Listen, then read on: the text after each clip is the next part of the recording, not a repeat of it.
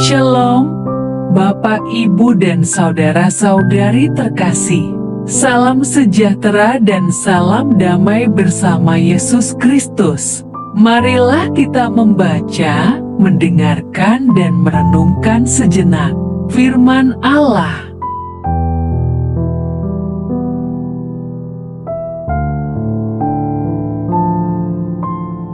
Inilah Injil suci menurut Matius. Setibanya di seberang, yaitu di daerah orang Gadara, datanglah dari pekuburan 2 orang yang kerasukan setan menemui Yesus. Mereka sangat berbahaya, sehingga tidak seorang pun yang berani melalui jalan itu. Dan mereka itu pun berteriak, katanya, "Apa urusanmu dengan kami, hai anak Allah? Adakah engkau kemari untuk menyiksa kami sebelum waktunya?" Tidak jauh dari mereka itu sejumlah besar babi sedang mencari makan. Maka setan-setan itu meminta kepadanya, katanya, "Jika engkau mengusir kami, suruhlah kami pindah ke dalam kawanan babi itu." Yesus berkata kepada mereka, "Pergilah."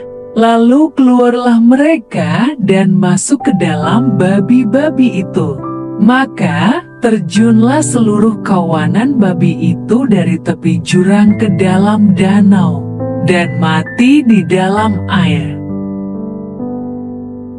Maka larilah penjaga-penjaga babi itu, dan setibanya di kota, diceritakannya segala sesuatu, juga tentang orang-orang yang kerasukan setan itu.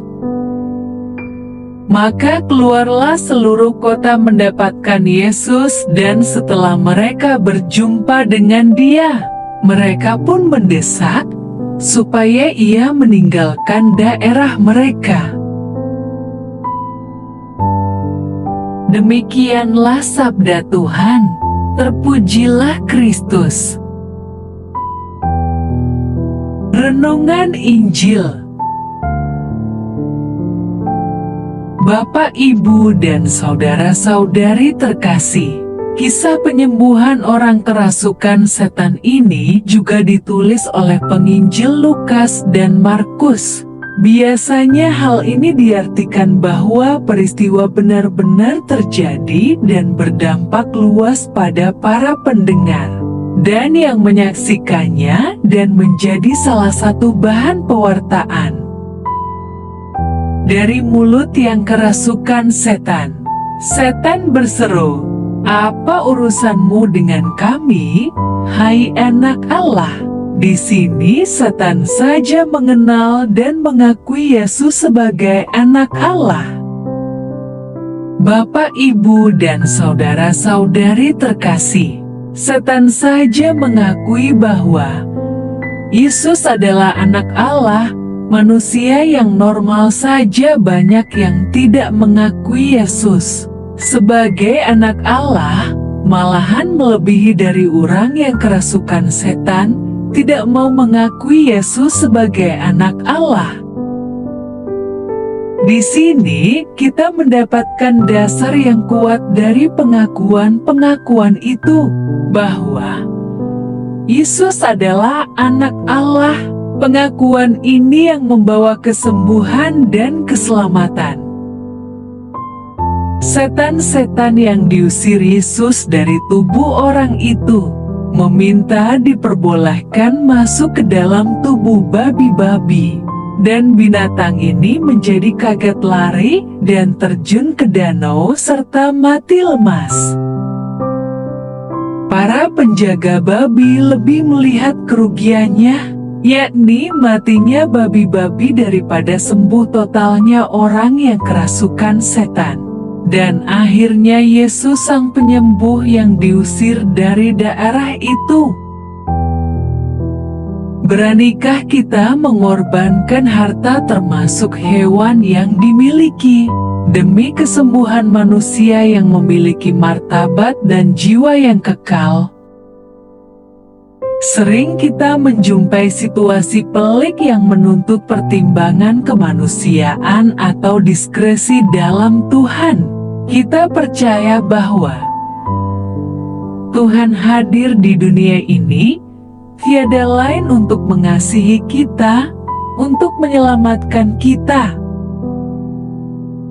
Kalau Tuhan sendiri sudah berpihak pada kita manusia yang bermartabat ini, maka tentu saja kita pun harus menunjukkan sikap yang sama, yakni mendahulukan manusia daripada binatang apalagi harta benda.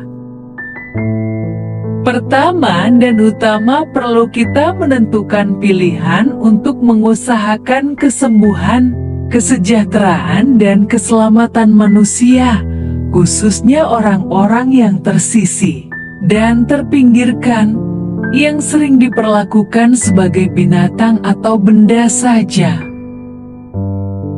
Marilah berdoa.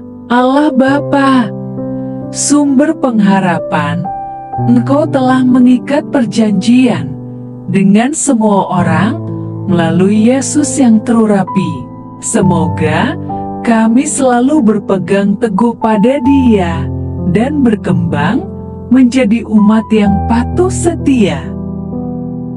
Dengan pengantaraan Yesus Kristus, Putra-Mu, Tuhan kami yang bersama Dikau dalam persatuan Roh Kudus, hidup dan berkuasa Allah sepanjang segala masa.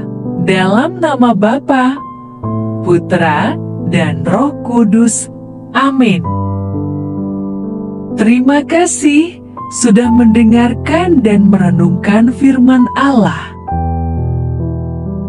Jangan lupa subscribe dan jangan lupa juga aktifkan loncengnya. Terima kasih, Tuhan Yesus memberkati.